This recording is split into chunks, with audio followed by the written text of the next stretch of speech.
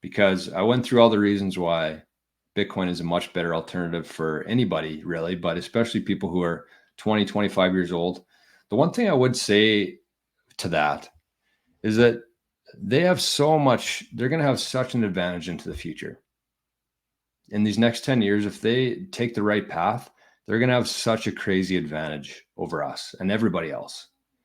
If you have time, that's the key here. You got to put in some time to learn Bitcoin, but then all you need is some time, because Bitcoin just kind of does its thing. It's a scarce asset with a fixed supply, and the only way things work naturally is that they'll continue to go up in purchasing power over time. So kids nowadays have such an advantage because they have time. And so here's a few things that I would be doing if I left high school instead of going the traditional route to university. And speaking from experience here, because I went through that whole system. So this is what I would be doing. If I was straight out of school today, I would probably learn a trade. I would get a job. I would work that, earn as much fiat, as possible, put the majority of it into Bitcoin, savings and free cash flow. Spend as much time in Bitcoin as you can. But here's some ideas for businesses that I would start. Because like I said, with the students there, nobody's willing to tell them this, but in 10 years from now, the majority of jobs that they're going to be applying for next month aren't going to be around. They're going to be replaced by technology, by AI. And people like us, people who are in Bitcoin right now, we're going to have such an advantage because we're going to be able to pay those AI bots, pay these AI assistants to help us, to make our lives easier and to push our businesses forward. So considering that, you have to think a little bit differently here. So this is what I would be doing if I was somebody who's just out of high school today. I would start a lawn care business. I'd start a DJ company. I would start a high-end limo service.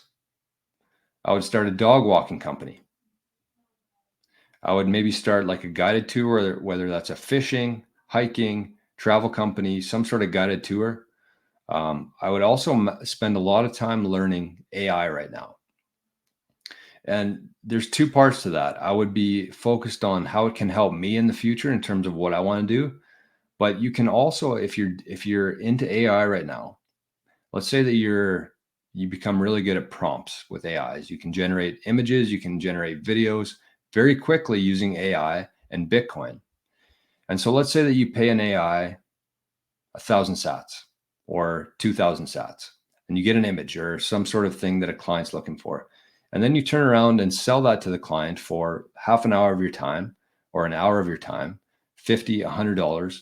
So you're essentially there. That's the arbitrage, right? That's the arbitrage. You can spend 1,000 sats or 2,000 sats. If you know what you're doing, you can generate something for a client who doesn't know what they're doing, and you can take advantage of the spread there. And I think that's going to be a very big opportunity for kids who are very tech knowledgeable, unlike people, like me. But that's one thing you can do is learn how to do AI very well, pay it in Bitcoin, and then charge a spread for the actual people who don't know about that yet, who don't know how to do that, don't have the time to learn how to do it yet. And then the last one here, and I talked about this in our Living in the Future community, and I don't know if anybody's actually going to take me up on it or not, but I really want somebody out there to start going to garage sales every Saturday this summer, buying local and selling global. So go to a garage sale, find specific items you want, things that are very easy to ship, buy them at a garage sale locally and sell them globally. I think there's also a huge arbitrage there in terms of buying locally and selling globally. Because if you think about it, if you find an item there and you're trying to sell it locally, that's a very small market.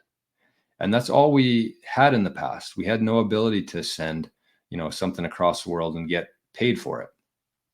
But with Bitcoin, you do.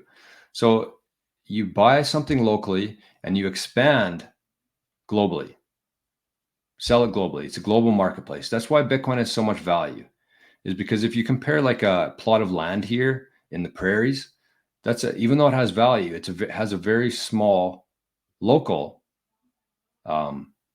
demand for it.